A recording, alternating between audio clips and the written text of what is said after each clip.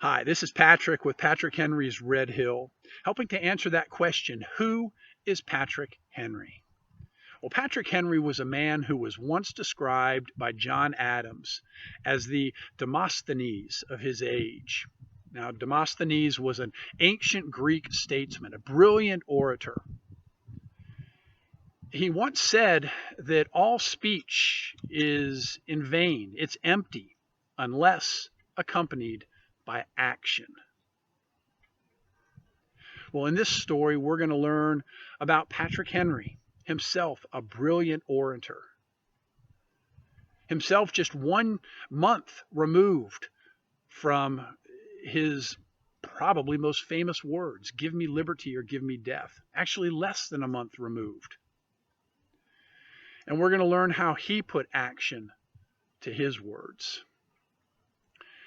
It was about 4 o'clock in the morning under lantern light, similar to this. About 4 o'clock in the morning on the morning of April 20th, when Governor Dunmore had ordered one of his naval captains, Henry Collins, to have his men remove the public store of gunpowder. Now, this incident was reported the next day, April 21st, in the Virginia Gazette. Now, Collins had his men remove the public store of gunpowder. There were about 15 to 20 half barrels of gunpowder that were removed that morning. They were loaded onto carts, and quietly as they could, they wheeled them down the Williamsburg Road to the James River to Collins' awaiting ship, the Magdalen. Now, as they were loading the cargo, the townspeople became aware of what was happening. And as you can imagine, it didn't go over really well. There was chaos throughout Williamsburg. Now, the operation was complete. The gunpowder was removed. And Governor Dunmore addressed the people of Williamsburg, and he said he was doing this for the safety of the people in the colony, because he had heard that there was an insurrection that was being plotted, and he wanted to remove the gunpowder. Well, for some reason, that satisfied a lot of the townspeople, and they went on their way. And in essence, Governor Dunmore pretty much extinguished this fire. Now, remember I said that this was on the morning of April 20th. Do you remember what happened on April 19th? Less than 24 hours earlier, April 19th, 1775.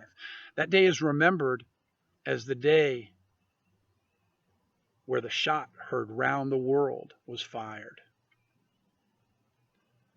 The same thing was happening in Massachusetts.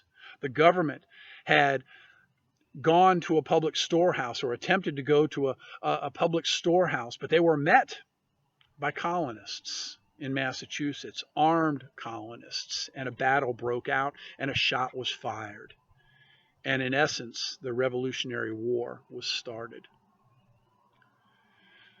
So now we return back to Williamsburg. April 20th, 1775, less than 1 month removed from when Patrick Henry said those words, give me liberty or give me death. Now, as I mentioned, Dunmore had pretty much quieted the situation down by saying that he could have the gunpowder returned. At a moment's notice, within a half hour, it could be returned to the colonists. And as I said, many of the colonists were satisfied with that, and things were pretty much settled down. But the next day, Governor Dunmore relit that fire, and in essence threw a keg of gunpowder on that fire, and it exploded when he said that if any harm comes to any of the men that were involved in the removal of the gunpowder, if any harm comes to any of the officers that were involved, if any harm comes to himself or any member of his family, he will reduce Williamsburg to ashes. And with that, the incident was in full blaze. Messengers were sent throughout the colony to the different counties. and militias were mustered. In Fredericksburg, under the direction of Hugh Mercer, the militia from Prince William County and Albemarle County, they convened. Hugh Mercer himself was in communication, receiving advice from George Washington. Over in Hanover County, the militia was mustered with the blessing of the Hanover Committee of Safety.